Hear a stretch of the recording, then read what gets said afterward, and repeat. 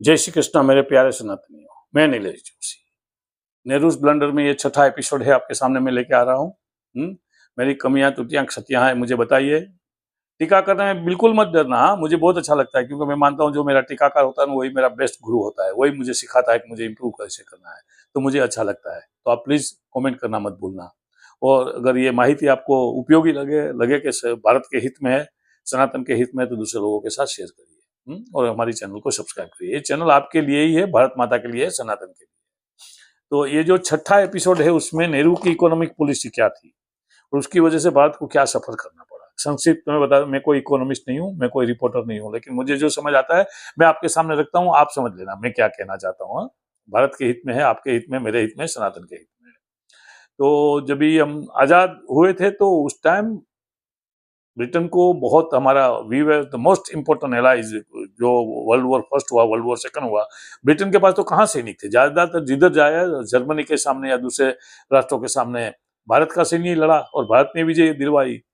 आप यूरोप में ले लो, आप अफ्रीका में ले लो, आप मध्य पूर्व में ले लो, आप ये फार ईस्ट में ले लो, किधर भी भारतीय सैनिक ही गए थे लड़ने के लिए।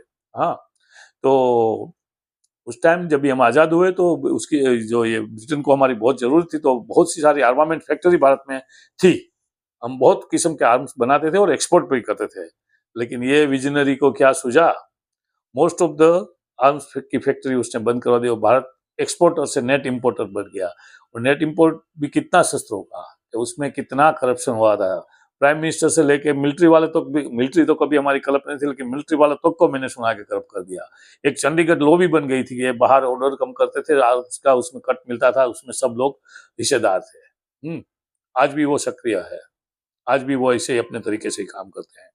ठीक है, तो उसने ये जो सोशलिस्ट, वो ही was very impress with Karl Marx and उसका जो लेनिन वगैरह थे, तो उसका इकोनॉमिक पॉलिसी से वो बहुत इम्प्रेस। भारत को भी वो सोशलिस्ट राष्ट्र बनाना चाहता था, राइट।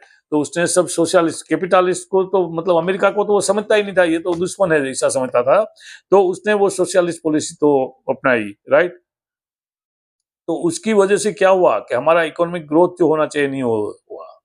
ठीक है, जो हमारा एटॉमिक प्रोग्राम अगर चाहते, नेहरू ने छूट दिया होता तो विक्रम साराभाई ने योजना रखी थी 62 में भारत एटॉमिक ब्लास्ट कर सकता था।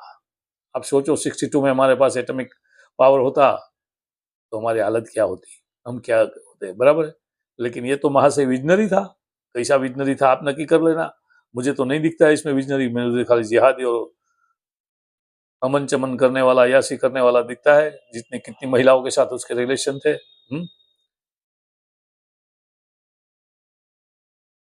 कितना करप्शन बढ़ा, ये जो सोशलिस्ट पॉलिसी की वजह से भारत में।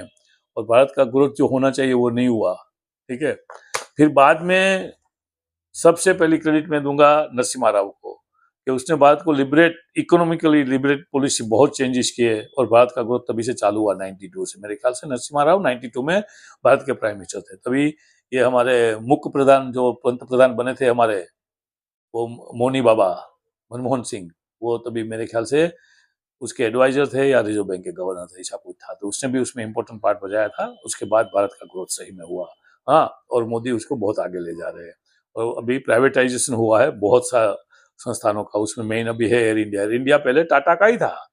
ये तो जवाहर को क्या या इंदिरा गांधी को मालूम नहीं, जवाहर ने या इंदिरा गांधी दोनों में से एक में किसी ने नेशनलाइज किया था टाटा को, टाटा की जो एयर इंडिया थी उसको, राइट। तो बहुत नुकसान कर रही थी एयर इंडिया।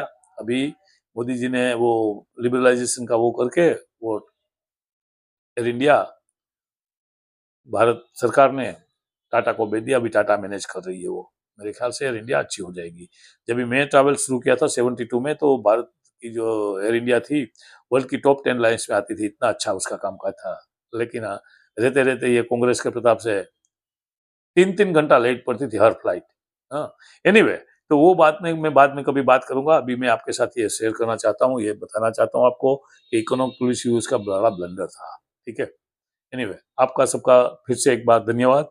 आशा है कि आपको ये माहिती उपयोगी लगेगी। उपयोगी लगे तो दूसरे के साथ शेयर करिए, दूसरे को बताइए और ये हमारे चैनल को सब्सक्राइब करिए। आपका धन्यवाद। जय श्री कृष्ण।